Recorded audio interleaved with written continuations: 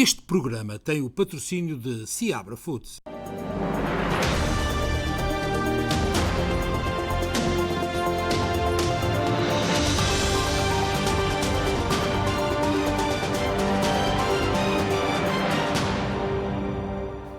Muito boa noite, seja muito bem-vindo a mais um especial Informação, este de quarta-feira, dia 20 de abril. Como é habitual, vamos ter informação aqui na sua SPT e também no Facebook. É importante saber que vamos ter na segunda parte deste jornal informação jurídica com o Dr. Grova, portanto Manny Grova Júnior, que vai estar aqui connosco, a responder perguntas que os senhores aí em casa possam querer fazer sobre direito, sobre os mais variados casos que possa pensar que sejam úteis para a sua informação. E vamos começar por falar do homem acusado de empurrar uma mulher asiática para a morte no Metropolitano em Nova Iorque e que foi considerado inimputável. O suspeito será encaminhado para uma unidade psiquiátrica por tempo indeterminado. Simon Marshall, o homem que foi acusado de ter empurrado Michelle Go para a linha do metro em Times Square, na cidade de Nova Iorque, no princípio do mês de janeiro, provocando-lhe a morte, foi considerado inimputável para ir a julgamento. De acordo com o jornal The New York Times, Simon será encaminhado para uma unidade psiquiátrica por tempo indeterminado.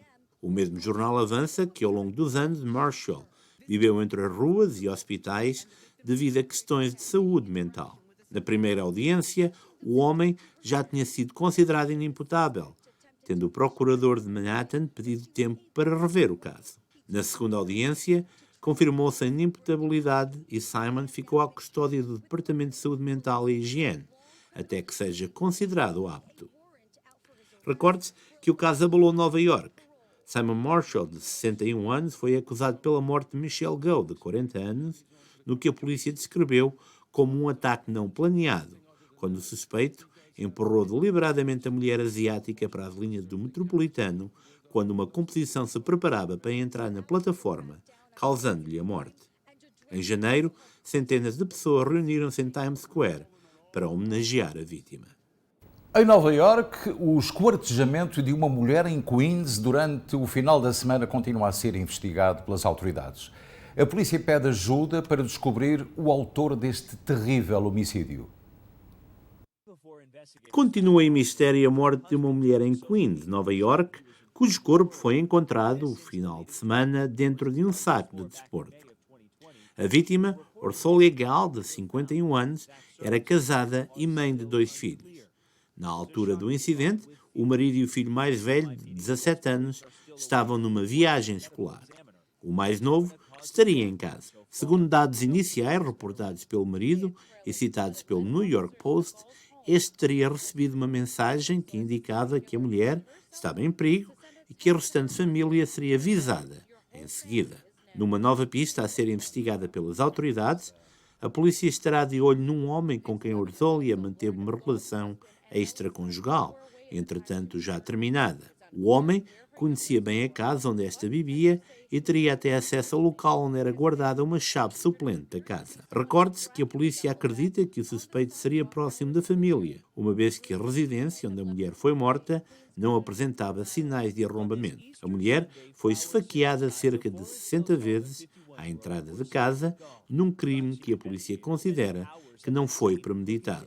O suspeito deitou um rastro de sangue durante cerca de 5 quarteirões, recordou a polícia, referindo-se ao fato de a mala com o corpo ter sido arrastada durante um longo percurso.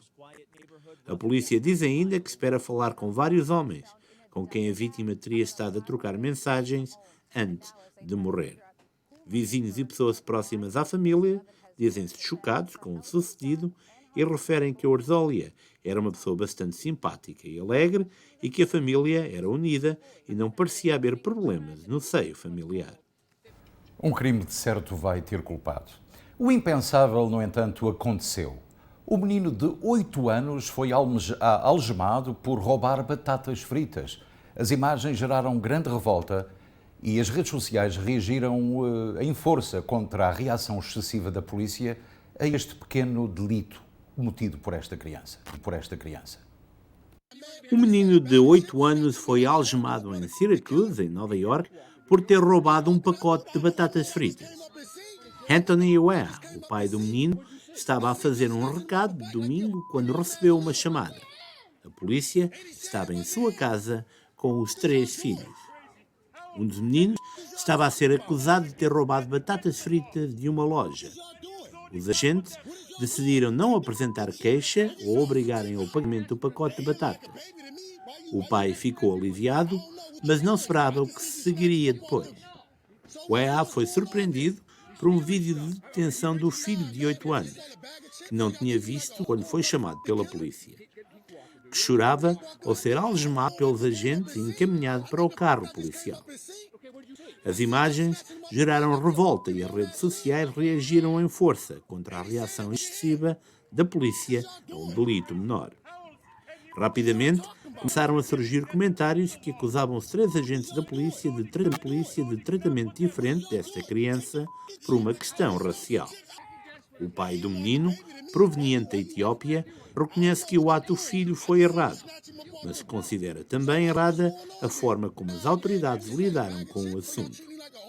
O Departamento da Polícia de Syracuse está agora a investigar a atuação dos agentes. Acontece. A administração Biden irá apelar ao levantamento do uso de máscara nos Estados Unidos. Contudo, a decisão só terá efeito se o CDC concordar. O governo de Joe Biden anunciou que irá recorrer da decisão da juíza que acaba com o uso de máscaras em aviões. O CDC afirmou que irá continuar a estudar se a obrigatoriedade do uso de máscara ainda é necessária. A obrigação aplica-se a aviões, comboios e outros transportes públicos e antes da decisão de segunda-feira terminava a 3 de maio.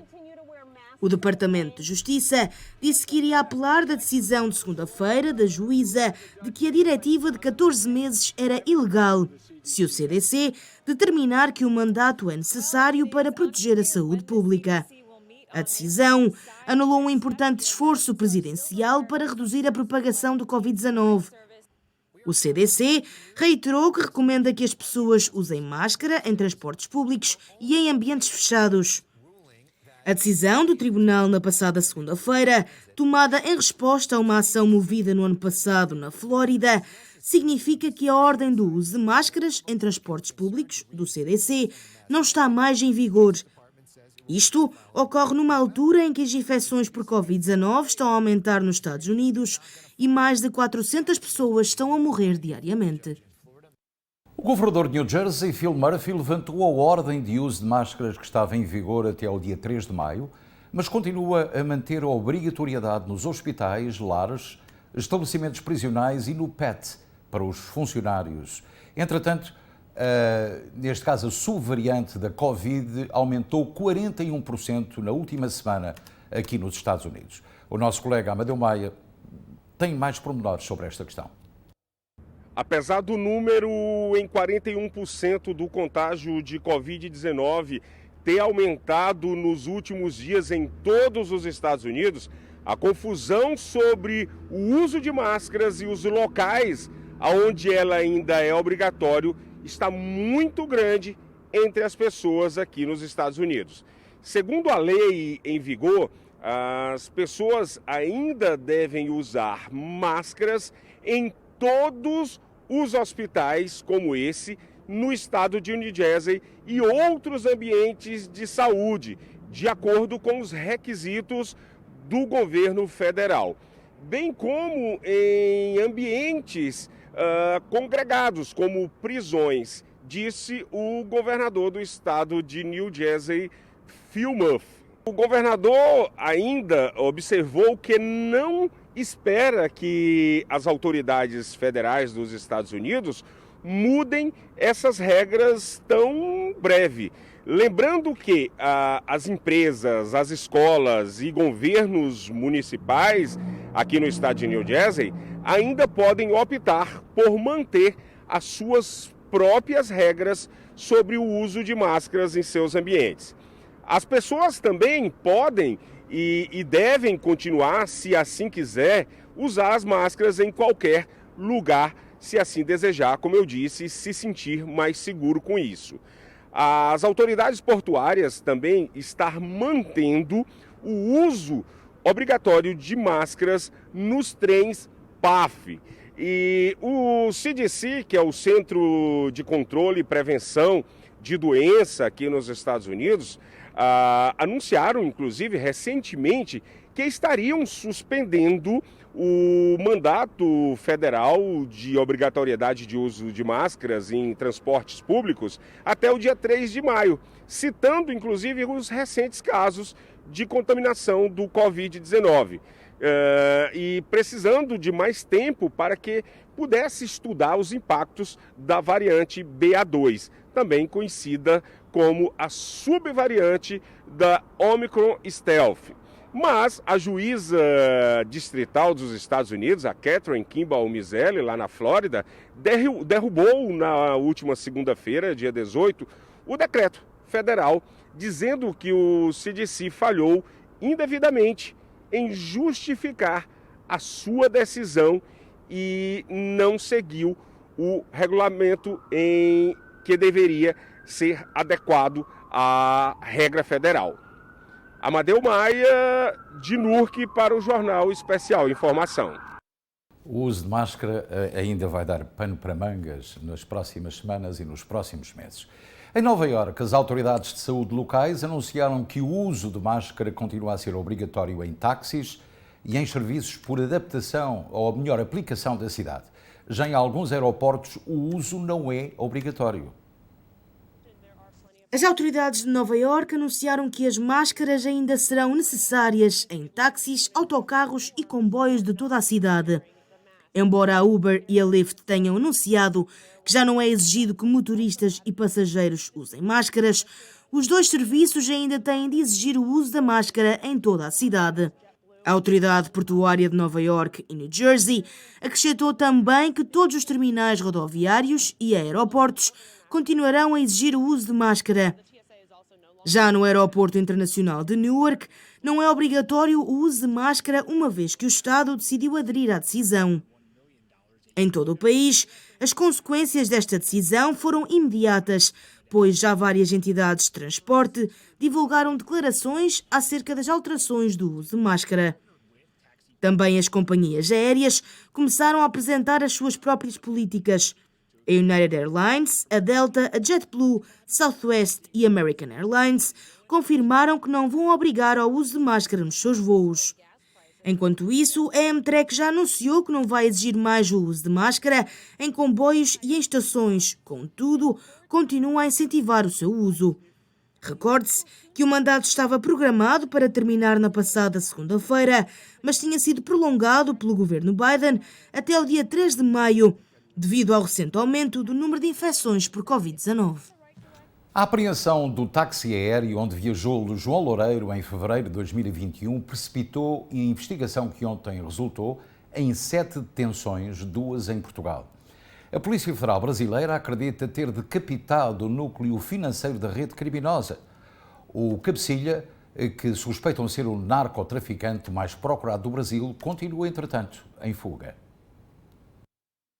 Jatos particulares carregavam droga no Brasil na fuselagem das aeronaves e usavam Portugal como porta de entrada de cocaína da América do Sul para a Europa e Lisboa como uma das bases para o narcotráfico internacional. A Justiça brasileira acredita ter sido este o esquema usado pela rede criminosa, ontem imputada com 7 detenções, 5 no Brasil e 2 em Portugal, no âmbito da Operação Descobrimento.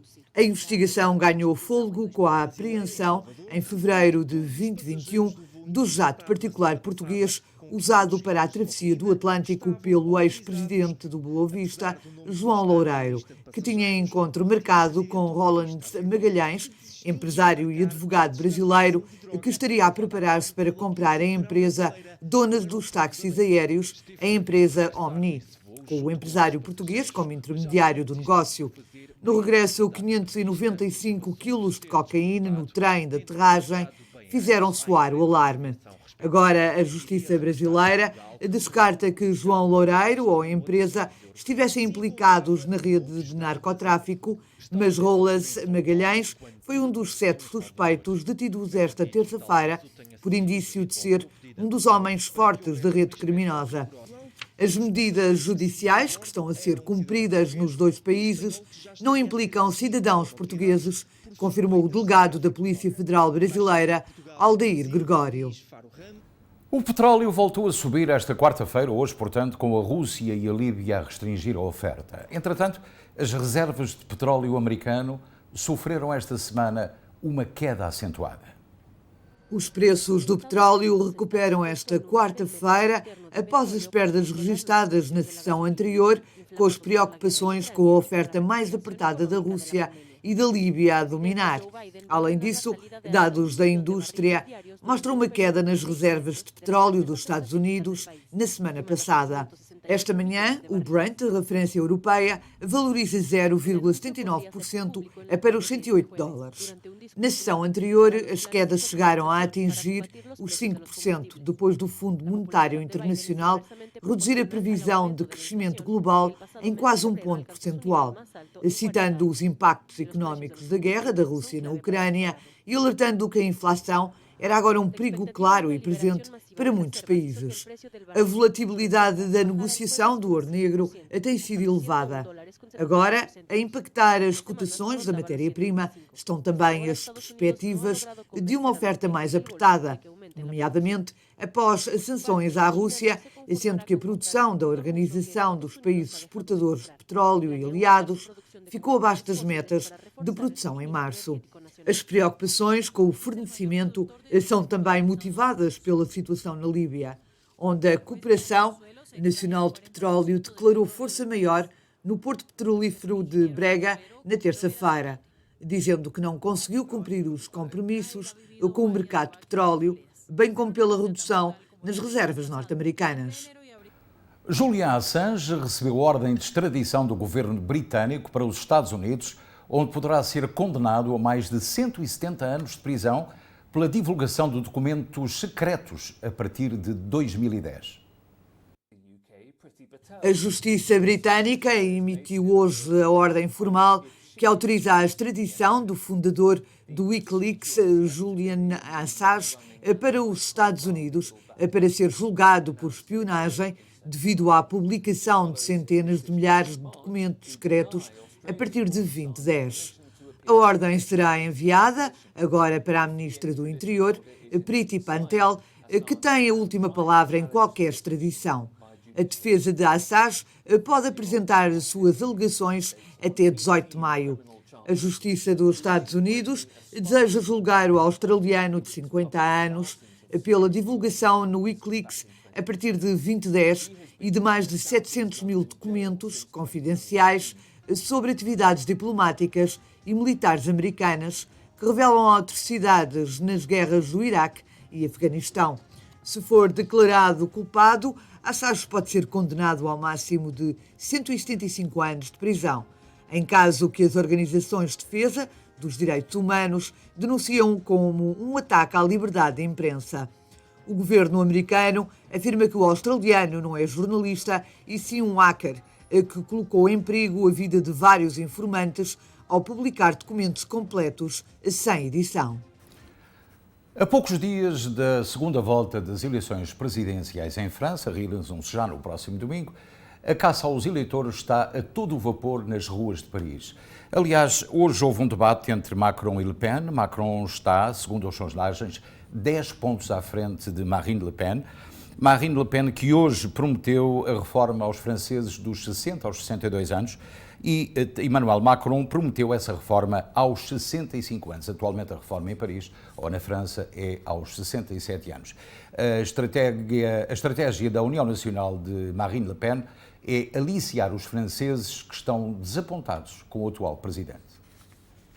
A poucos dias da segunda volta das eleições presidenciais em França, a caça aos eleitores está a todo vapor nas ruas de Paris. A estratégia da União Nacional de Marine Le Pen é aliciar os franceses que estão desapontados com o atual presidente. Marine Presidente, mas on n'est pas facho. Esta apoiante da União Nacional acredita que qualquer um menos Macron é o principal argumento. Para quem quer livrar-se de Emmanuel Macron, só existe uma candidata e é Marine Le Pen. Para representar uma alternativa credível, principalmente entre os eleitores de esquerda, o partido, que já foi liberal, promete agora proteger os trabalhadores, mas continua firme em certos fundamentos, como, por exemplo, a Europa. Acreditamos na soberania dos povos, na Europa das nações. Cada um encontra a sua soberania e o seu poder. Marine Le Pen fará um referendo sobre a imigração que tornará a Constituição francesa superior à jurisprudência europeia. Ela tem um projeto nacional que não é nem de direita nem de esquerda. Marine Le Pen está a tentar desvincular-se do rótulo de extrema-direita, o que não é uma tarefa fácil. Este processo de desdemonização começou há alguns anos, mas ainda não está concluído, segundo este analista político.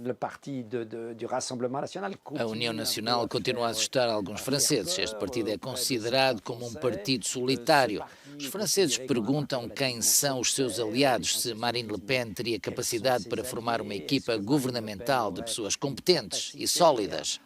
Une équipe gouvernementale de gens compétents et solides. Marine Le Pen tem apenas alguns dias para responder a estas perguntas. Na primeira ronda, os franceses escolhem, na segunda eliminam. Muitas vezes é assim que se resume as eleições presidenciais. E o mundo com os olhos em França no próximo domingo. José Ramos Horta foi eleito presidente da República de Timor-Leste pela segunda vez. Nesta segunda volta do escrutínio presidencial, o Prémio Nobel da Paz obteve 82,9% dos votos, derrubando o atual chefe de Estado Francisco Guterres Laolo, que se ficou pelos 37,9%. José Ramos Horta foi eleito Presidente da República de Timor-Leste pela segunda vez. Nesta segunda volta do escrutínio presidencial, o Prémio Nobel da Paz obteve 62,09% dos votos, derrotando o atual chefe de Estado, Francisco Guterres Luolo, que se ficou pelos 37,91%. Ramos Horta tomará posse no dia 20 de maio, a data em que o país assinala 2 décadas de restauração da independência. Eu vou-lhe falar de Kremina, em Lugansk, que foi tomada pelas tropas russas. De acordo com a autoridade da região, a cidade foi bombardeada continuamente e em horas ficou praticamente debaixo do domínio russo. Eu daqui a pouco vou-lhe explicar como é que se trata deste avanço russo que vem daqui até aqui. Kremina, em Lugansk, é a primeira cidade ucraniana a ser tomada pelas tropas russas nesta ofensiva. De acordo com as autoridades da região, a cidade foi bombardeada continuamente e, em horas, ficou debaixo de domínio russo. O chefe da administração militar regional diz que 4 civis foram abatidos a tiro enquanto tentavam fugir de carro. O exército russo, que está a caminho de Donbass, intensificou a ofensiva noutras 3 cidades de Lugansk.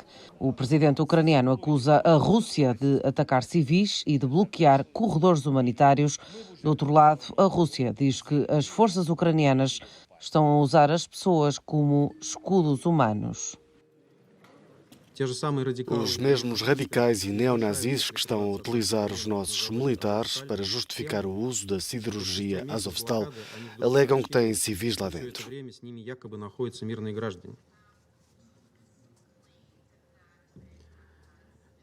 Isso não tinha sido relatado até ontem, não tinham sido mencionados quaisquer civis, mesmo quando os militares cercados se deslocaram para se render. Dessa forma, mais uma vez revelam a verdade.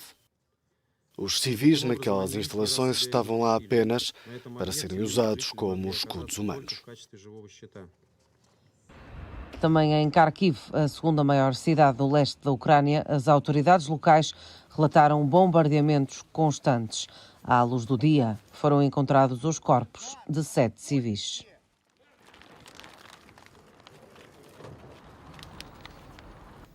E agora posso mostrar-lhe um mapa do avanço russo ontem, dia 19 de abril. E como podem verificar aqui a vermelho, trata-se da ocupação russa, portanto toda esta área. E depois o interesse que os russos têm em Mykolaiv e em Odessa para ter o completo acesso ao Mar Negro. Como podem verificar aqui na região do Donbass, hoje em Donetsk, foi onde foi conquistada a cidade que assinalámos há pouco, e também Mariupol, que está praticamente despida de edifícios e de gente, ainda que forças ucranianas em pequena escala continuem portanto, a lutar contra o avanço russo, ainda que sem grandes probabilidades. Portanto, esta parte de Kiev está perfeitamente protegida e, portanto, Lviv também continua bem, mas o grande problema, como podem verificar, é exatamente o problema que existe aqui no Donbass. Portanto, esta é já uma atividade prioritária da Rússia. E depois, em relação a Odessa e Mykolaiv, portanto, depois de Kherson, são os próximos alvos do exército russo. E agora, vou-lhe dizer que amanhã, quinta-feira, vamos falar com o advogado Dr. Nelson Treze sobre quem pode conduzir veículos automóveis com matrícula estrangeira em Portugal. É uma pergunta que já nos fizeram várias vezes, enquanto o carro não é legalizado, porque a legalização pode demorar alguns meses e, portanto, nem toda a gente pode conduzir um carro com matrícula americana, por exemplo. Esteja atento para o programa da manhã. Hoje ainda vamos ter na segunda parte o Dr. Manny Grova Jr., que nos vai falar de lei americana, alguns dos casos mais frequentes nas nossas comunidades, portanto, esteja também a tempo para a segunda parte deste programa. Eu queria também dizer-lhe, com muita tristeza, que registramos hoje o falecimento do Sr. José Teixeira, desde há muitos anos ligado ao setor do real estate no condado de Hudson. Entrou para esta empresa em 1975 e manteve-se ali durante muitos anos. É uma figura muito conhecida da comunidade portuguesa de toda esta região. Ainda não possuímos dados dos serviços fúnebres. À família endereçamos os nossos mais sinceros pêsames. E agora, caros amigos, vamos falar de desporto, porque a estrela do futebol brasileiro, Pelé, de 81 anos, está de novo hospitalizado em São Paulo, desde segunda-feira, para tratamento do cancro do cólon descoberto em setembro. O estado de saúde de Edson Arantes do Nascimento, conhecido por Pelé, é bom e estável e deve deixar o hospital nos próximos dias. Também lhe queria dizer que hoje se disputou o encontro da meia-final da Taça de Portugal. O Mafra defrontou o Tondela, o empate a 1-1, mas quem passa é o Tondela, porque tinha ganho na primeira mão por 3-0. Ainda que o Mafra hoje tivesse feito um jogo fantástico, não foi capaz de desfeitear a equipa do Tondela, ficando-se apenas por um empate. A recepção do Benfica ao Futebol Clube do Porto da 33ª penúltima jornada da Primeira Liga Portuguesa de Futebol vai ser jogado no dia 7 de maio, anunciou hoje a Liga de Clubes, de acordo com os horários da 33ª jornada, esta quarta-feira divulgados. O clássico do Estádio da Luz em Lisboa vai ter início nesse sábado às 18 horas, no mesmo dia, em que o Sporting visita o Portimonense a partir das 8h30 da noite. Também o Dortmund juntou-se a outros interessados em Darwin Nunes, avançado uruguai do Benfica. Os alemães vão perder Haaland com o norueguês a caminho do Manchester City por 75 milhões de euros. O Borussia procura substituto e tem o camisola 9 das Águias referenciado. Na Bundesliga também o Bayern já tirou notas sobre o avançado do Benfica. E agora vamos para o dólar, o valor do dólar norte-americano em Portugal no espaço Schengen e naturalmente esse valor baixou desde antes de ontem e também em relação ao real no Brasil. Vamos ver o quadro. Então aqui está, 0,92 para a compra, 1,0839 para a venda. No Brasil, em relação ao real, 4,64 para a compra e também 0,21 para a venda. Em relação à temperatura, aqui nos Estados Atlânticos está magnífica hoje. Portanto, foi um dia que não teve uma temperatura por aí além. Estivemos nos 50 e muitos graus, mas a perspectiva para a semana, sobretudo para o fim de semana, não é nada má. Mas temos a previsão que a Catarina Rebimbas compilou para todo o país. Na meteorologia, para amanhã está previsto céu parcialmente nublado para Newark com 61 graus. Filadélfia com céu parcialmente nublado com 64 graus. Nova Iorque com céu parcialmente nublado com 58 graus. Boston com céu nublado com 60 graus. Hartford com céu parcialmente nublado com 59 graus. Danbury com céu parcialmente nublado com 58 graus.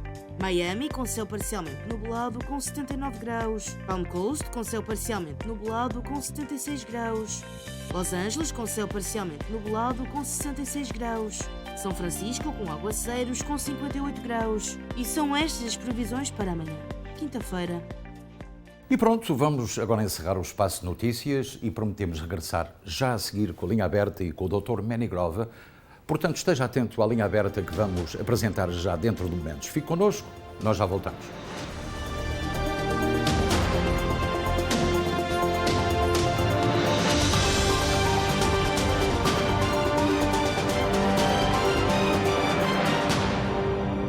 Este programa teve o patrocínio de Seabra Foods. Aos 75 anos, a Maria e o Alfredo mudaram-se para Ironbound, vindos de uma pequena vila em Portugal, chamada Mortosa. Eles eram meus pais e, como filho dos imigrantes portugueses, eu aprendi o poder da fé, a importância do trabalho duro e que você é a sua comunidade. Estes princípios têm guiado a minha vida. Durante 18 anos servi as forças policiais desta comunidade e agora estou a candidatar-me ao Conselho Municipal, porque sei o que esta comunidade significa para mim, sei o que significa para si. E se nos unirmos e trabalharmos como um só, podemos tornar o nosso bairro num lugar que nos orgulhamos de chamar o nosso lar. O meu nome é Michael Silva, filho de imigrantes portugueses, filho do Ironbound, e quer ser o seu próximo vereador. A Map Restaurant Supplies é uma empresa especializada em equipamento para hotelaria e restaurantes. Em Newark, esta empresa familiar está apta a fornecer-lhe ideias para os seus projetos, por mais complexos que sejam, e uma gama variada e diversa em mais de 30 mil pés quadrados de espaço. Entregas em 24 horas para muitos dos artigos que temos em armazém. Map Restaurant Supplies. Tem pessoal que fala inglês, espanhol e português para o assistir melhor. Contacte-nos. Estamos abertos ao público. Os grandes trabalhos de demolição e concreto têm um nome: Glowtrack Builders, uma empresa luso-americana que conta com profissionais de altíssima qualidade para os trabalhos de construção mais exigentes. Contacte Glowtrack Builders. Fale com Miguel Seixeiro no 2081 MacArthur Highway em Newark, ou então pelos telefones 973 412 7100 ou 973 494-3597. Glowtrack Builders. Olá, eu sou Anthony Campos. Minha família emigrou aqui de Portugal. Eles me criaram para trabalhar duro e valorizar minha comunidade. Para mim, o serviço público começou na Lafayette Street School, onde eu era voluntário no Patrulha de Segurança e que depois me levou a ser chefe da polícia. Eu amo o Ironbound e estou determinado a continuar protegendo e servindo os moradores aqui. Todos sabemos que nossas ruas devem ser mais limpas e seguras. E pelos impostos que pagamos, deveríamos receber muito mais de volta. É por isso que estou concorrendo para ser o seu vereador. Porque eu estou com você. No dia 10 de maio, vota Anthony Campos, C2 para vereador. Muito obrigado.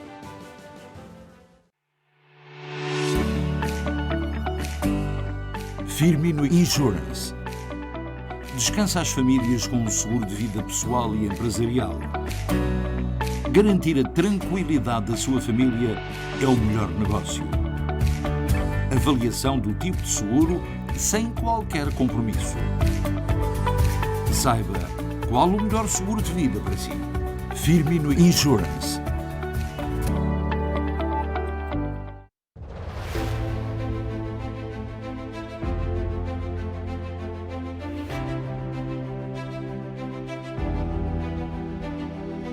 Quem é o Jonathan Seabra? O Jonathan é um orgulhoso filho de imigrantes portugueses que emigraram para os Estados Unidos na década de 60. Na infância, brincava nas ruas do bairro Leste e era aluno na Wilson Avenue School. O seu primeiro trabalho na área foi na Câmara Municipal de Newark, onde dedicou as suas energias a lidar com questões de segurança pública e justiça. Depois, surgiu a oportunidade de integrar a equipa da Casa Branca de Barack Obama como estagiário no Departamento de Comércio. Eu adoro o bairro Leste e vejo todos os desafios que enfrenta: segurança, desenvolvimento, e sei que podemos fazer melhor para os enfrentar. É por isso que estou a concorrer novamente para o Conselho. Dia 10 de maio, vote C3, Jonathan Seabra. Obrigado.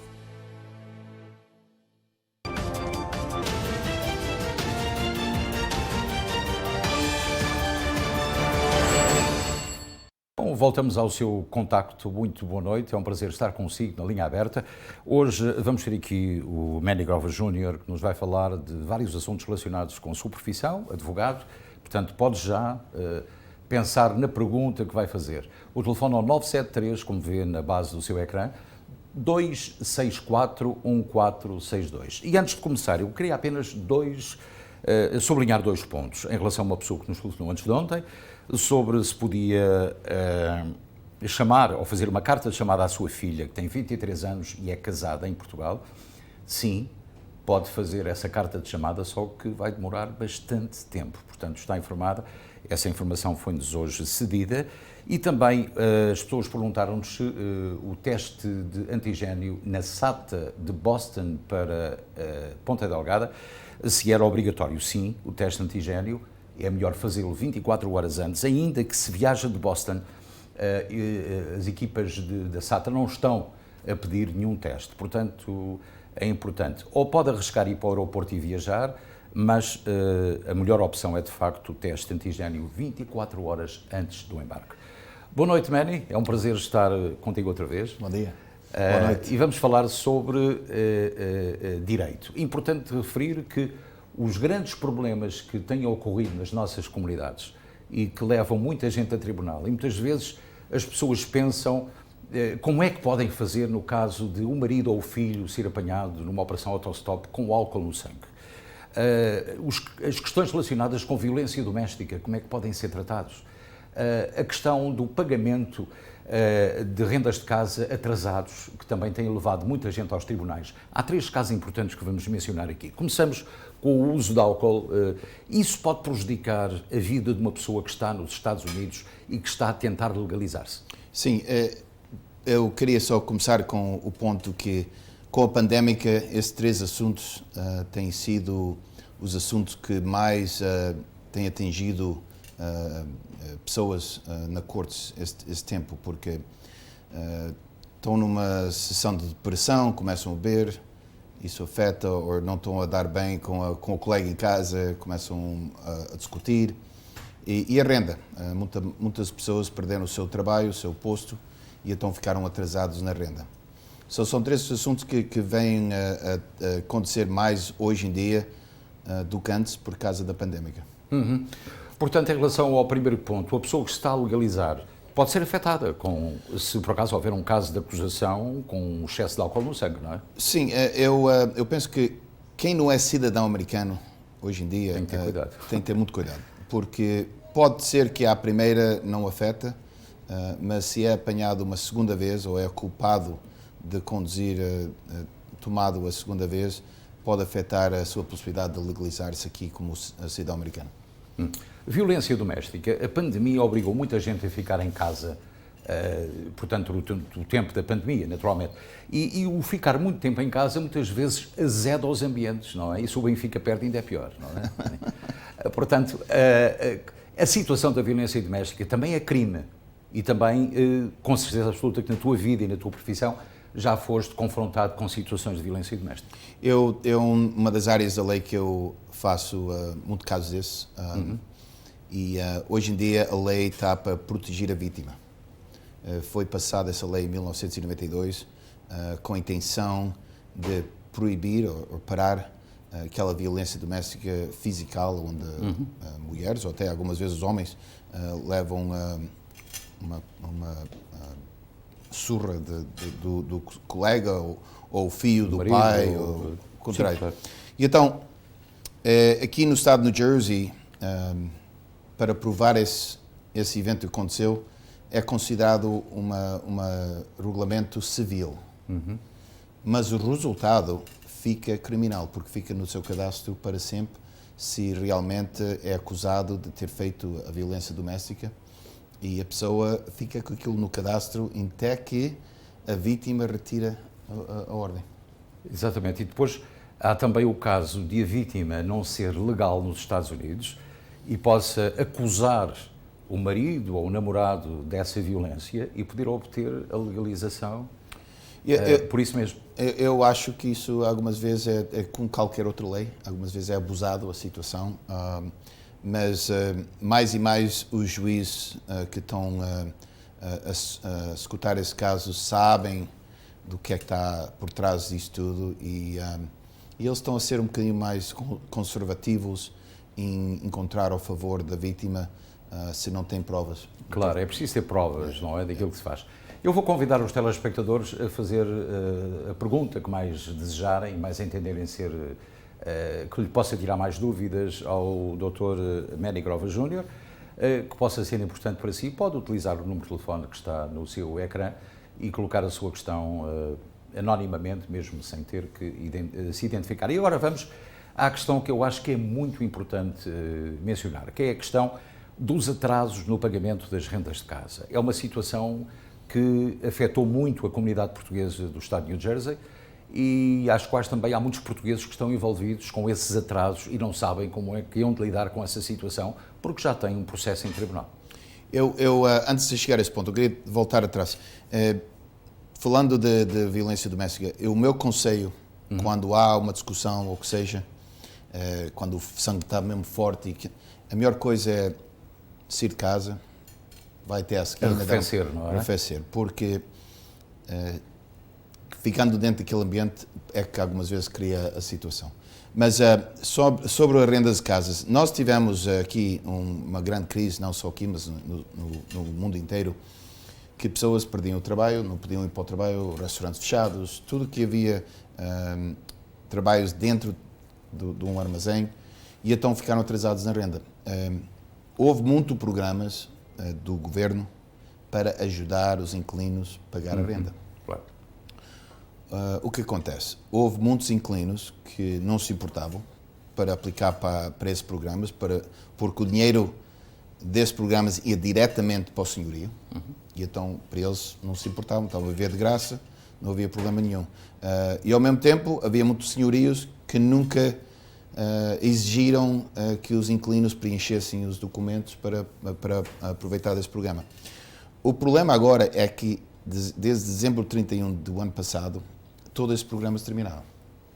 Se você tem um inquilino que não paga renda, por exemplo, desde janeiro 1 até agora, as portas estão agora abertas na corte para tirar a pessoa fora. Sim, mas já ouvimos dizer que há milhares de processos e há grandes atrasos nessa ejeção, digamos assim, dos inquilinos, não é? Depende do condado. Por exemplo, eu penso que Essex County, como é um condado muito maior do que Union County, pode haver uns atrasos. Claro. Mas em Union County, que é onde Elizabeth e Union e essas coisas assim, estão agora um bocadinho mais depressa. A gente mete o caso na corte e 3 semanas já temos a primeira audiência. Em 3 semanas? O que é de facto muito menos do que aqui no condado de Essex, onde estas situações estão a demorar muitíssimo, com centenas de milhares de casos. Mas o ponto é que tem que se meter o caso, porque senão nunca vai chegar. Senão nunca chega ao dia. E uma coisa, qualquer pessoa pode chegar ao tribunal e colocar um caso em tribunal, ou sugerimos a intervenção de um advogado? Se você é dono da sua casa em seu nome pessoal, você até pode preencher os papéis e fazer próprio. É um bocadinho complicado o sistema e o que é que temos de provar. Sim, claro. E é sempre bom levar um advogado em qualquer assunto de corte, mas não é obrigatório. Sim. Agora, se o edifício o dono é uma corporation, uma entidade, aí é obrigatório ter um advogado. Sim, portanto a representação será mais eficiente, sim, não é? Sim, sim. Portanto, e em relação a quem não paga a água, a luz, o gás e a eletricidade, isso também tem complicações em termos de jurídicos ou não?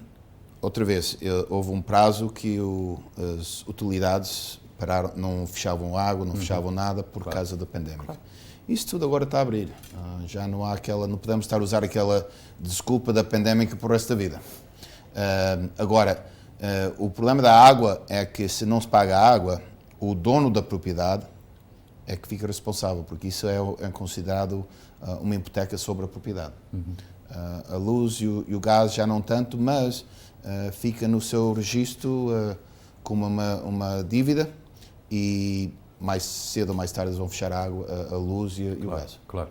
Vamos voltar à questão das rendas de casa, porque houve um pequeno aspecto que aqui ainda não discutimos, que é a questão relacionada com as pessoas que não pagaram as suas rendas de casa e que não tiveram nenhum apoio do governo nem da cidade, que teriam que pagar essas rendas depois, mais tarde, em parcelas, de forma a que poderem depois cumprir com aquilo que não cumpriram durante o tempo da pandemia.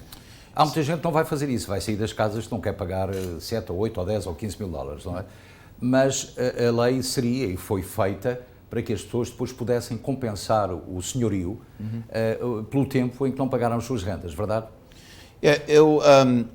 O sistema hoje na corte dos inquilinos é um bocadinho diferente do que antes. Antes, uma pessoa ir à corte, naquele dia mesmo, se não tinha o dinheiro que estava em atraso, era logo uma ordem de ejeção.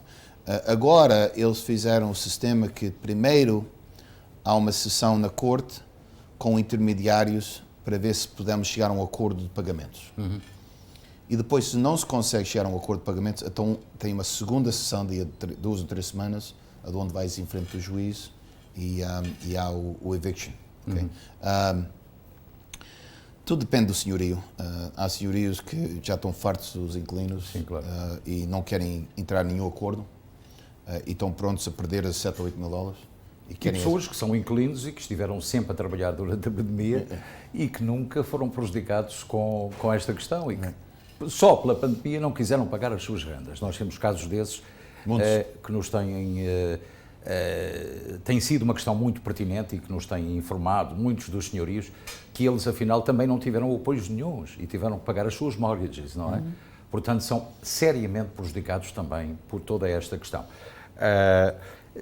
Tu tens muitos anos de direito, já foste um político de nomeado no condado de Union, mas quais são os casos mais frequentes com que te confrontas no teu escritório todos os dias? São estes 3 casos ou há mais casos?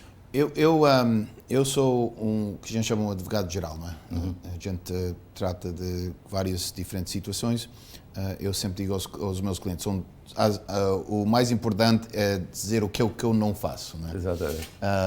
Por exemplo, eu não trabalho nada federal, nem imigração, nem Social Security, nem bancarrota, nada desse tipo de casos que é federal. Eu não mexo nisso porque as leis federais trocam muito rápido, de ano para ano, de mandato de presidente para mandato de presidente, e também não tocam em casos de divórcio, porque é uma área de lei que é muito emocional e eu não quero estar no meio dessa situação. E há muito grito, muita confusão, não é? Agora, o resto, eu trato de assuntos de acidentes de trabalho. Sim. Trato de assuntos de acidente de carro, ou uma pessoa cai num sidewalk que está levantado, e faço muito caso criminal defesa. Sim, defesa criminal. Defesa criminal, porque eu fiz os 4 anos da minha carreira foi dentro do escritório do prosecutor, do procurador, do County Union, e foi sempre uma área de lei que eu gostei, e hoje eu faço muito isso a representar os acusados. Mas essa questão dos casos de defesa e de criminais também são complicados, porque muitas vezes requer muita investigação, muita informação, e muitas vezes o advogado está ali um pouco a nadar entre um lado e outro, não é? Well, eu trato de fazer o melhor possível, porque depende também do que é que o cliente está pronto a gastar, não é? Claro. Porque há certos casos que envolvem bastante dinheiro, porque temos que empregar um investigador privado para fazer o caso, né? Fazer a defesa. Mas, em geral, se o cliente é uma pessoa que sabe que não há nenhuma defesa, a gente procura chegar a uma solução com o fiscal que não prejudica muito o acusado. Claro. Em relação aos acidentes de trabalho, os acidentes de trabalho, por exemplo, a pessoa que está indocumentada neste país e que sofre um acidente de trabalho, muitas vezes é assediado pela entidade patronal e é ameaçado. Ele tem direito a uma defesa tão sólida como tem um norte-americano com cartão verde ou com passaporte americano. Aqui nos Estados Unidos, no estado de New Jersey, pelo menos, a gente não olha quem é que está documentado, não está, quem tem Social Security, quem não tem. Se a pessoa sofreu um acidente de trabalho, ele tem o mesmo direito como qualquer outra pessoa. Mas há muita gente que tem medo. Eles têm medo porque o chefe ou o boss deles começa logo a conversar. Mas a realidade é que os seguros do Workers' Compensation estão ali para cobrir qualquer acidente que a pessoa sofre. Mesmo que seja gente sem sindicato, que não esteja afiliado. Sim. E quais são os portugueses que têm recorrido muito aos teus serviços, eu sei. E qual é a maioria dos serviços que tu prestas às comunidades portuguesas? Tem a ver com a questão da bebida, com a violência doméstica, com esta questão das rendas, com os acidentes de trabalho, com a defesa criminal? Não, nós, no meu escritório, recebe de tudo, não é? Eu penso que a nossa comunidade, por um lado, temos mais pessoas que são construtores ou são pessoas que querem comprar casa ou comprar negócio ou vender negócio. Eu também estou desse ramo a tratar de assuntos de... compra e venda de propriedades. Compra e venda de propriedades. Tem chamadas escrituras, não é? Escrituras. E então, por exemplo, o ano passado fizemos 110 escrituras no meu escritório. E então, isso é uma das partes maiores que eu tenho a comunidade portuguesa que vem a pedir essa ajuda. Deixa-me realçar uma coisa. E essas escrituras só dizem respeito ao condado de Union ou outros condados daqui de New Jersey? Eu sou licenciado no estado de New Jersey completo. Portanto, dá para todo o estado? Qualquer lado. O que eu não posso fazer é Nova York ou Pennsylvania. Claro. Mas mesmo assim, eu faço parte de um buffet de advogados grande. Somos quase 100 advogados. E temos no meu escritório advogados que são licenciados em Pennsylvania, em Nova York, na Flórida. Portanto, tem uma rede, um network, não é? Exatamente. Portanto, vocês passam a informação para o advogado de uma área específica da região que os ajuda naturalmente. O bom de não estar sozinho é o bom de ter associados que têm outras profissões. Isso é muito importante. E temos uma chamada em linha, vamos já contactar este nosso telespectador. Muito boa noite, faz favor. Boa noite, Sr. Luís. Olá, como está? Passou bem? Tudo bem? Estou bem, obrigado. Então. Uma pergunta aí para o Sr. Tomeri. Diga. Por exemplo, na hipótese que eu tenho uma casa alugada e tenho um contrato por um ano com o inquilino. Por exemplo, ao fim de meio ano que o inquilino não possa pagar, eu automaticamente posso pôr na rua? Você pode automaticamente meter o caso na corte por falta de pagar renda. Não precisa esperar até o terminal do contrato. Ok, era só. Mas é importante saber, e já agora eu vou continuar com a conversa deste telespectador. Vamos ao caso que não é uma questão de não pagamento de renda. Acaba o contrato de aluguer ao fim de um ano. O senhorio pode convidar a pessoa a sair? Tem que haver uma razão. Tem que haver uma razão. E esta razão poderá ser a falta de pagamento. Pode ser a falta de pagamento, pode ser fazer pagamentos atrasados durante o ano inteiro, pode fazer muito barulho. Tem que haver uma razão, não pode simplesmente decidir... E há muitas razões que podem ser usadas, não é? Só porque o contrato terminou, não quer dizer que termina. Portanto, está informado, sim, pode colocar um processo em tribunal, ou então dizer ao senhor que ele faz muito barulho lá em cima, joga a bola na sala de jantar e está a andar. Está certo. Obrigado. Não, obrigado. Muito obrigado também. É que há muita gente, exatamente, que também os inquilinos que não cumprem os contratos. Como é que se pode processar uma pessoa dessas? Ele tem um contrato de aluguer por um ano e que vai sair ao fim de 5 meses, chega-se lá, não há mobília em casa, já saiu. Como é que o dono da casa pode fazer? Well, é um bocado complicado, porque o processo de desocupar um apartamento é fácil. Só vai à corte, o inquilino tem o dinheiro, daí a 2 semanas tem que sair fora, por ordem da corte. Mas depois há a dívida.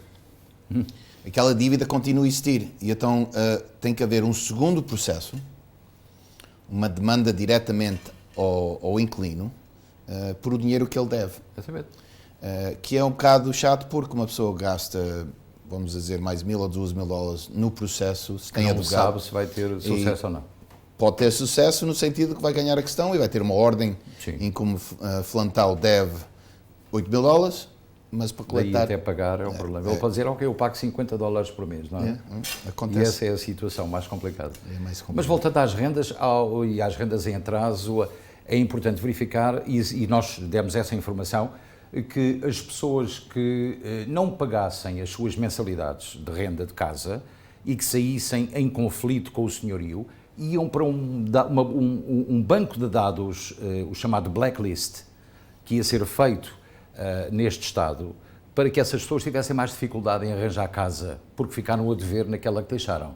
Isso chegou a completar-se ou chegou a efetivar-se ou não?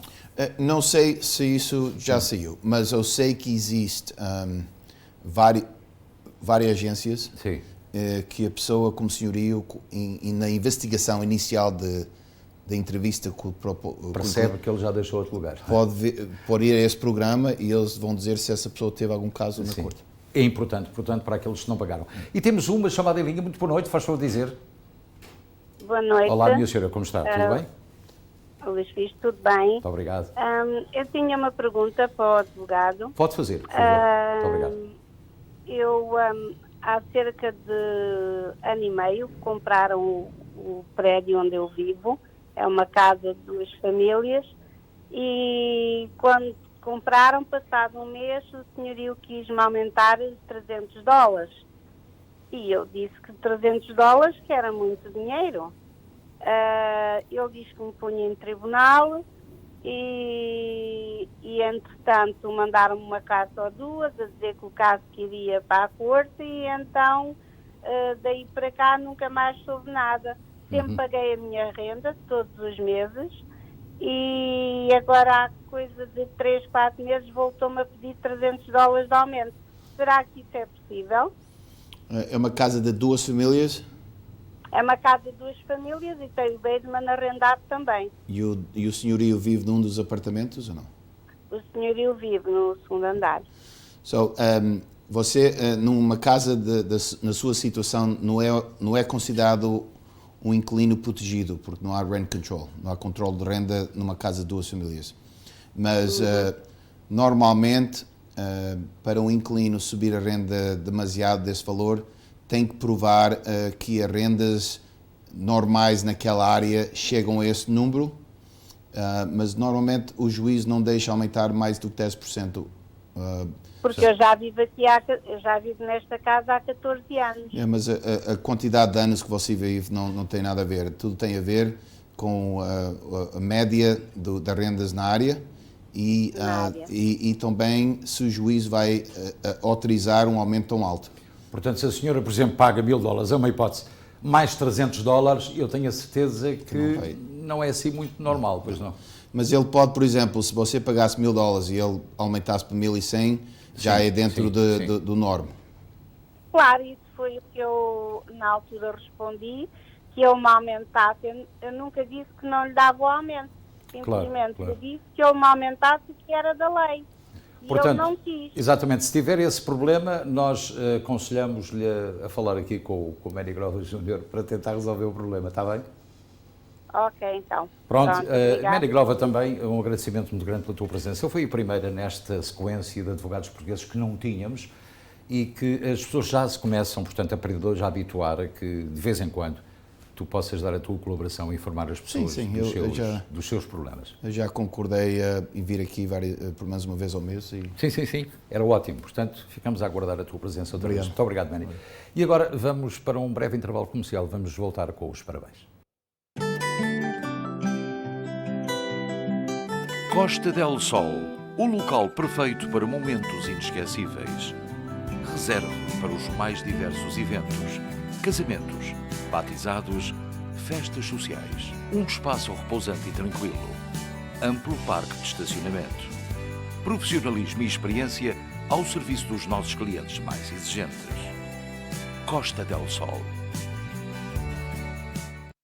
E pronto, regressamos agora, depois deste espaço de informação jurídica pelo Manny Grova Júnior, para o informar que amanhã estará aqui, amanhã quinta-feira, o Dr. Paulo Pinho, para, com certeza, falar sobre a questão da Covid, das máscaras que já não são obrigatórias em praticamente todos os aviões e meios de transporte.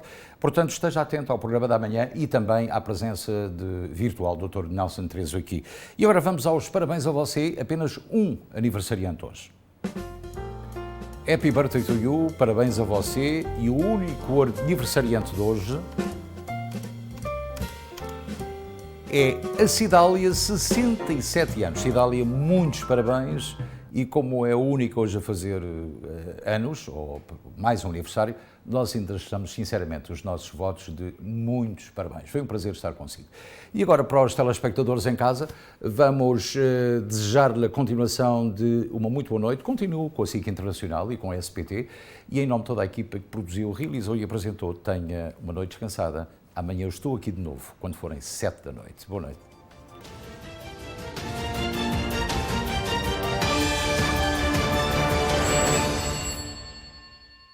Este programa teve o patrocínio de Seabra Foods.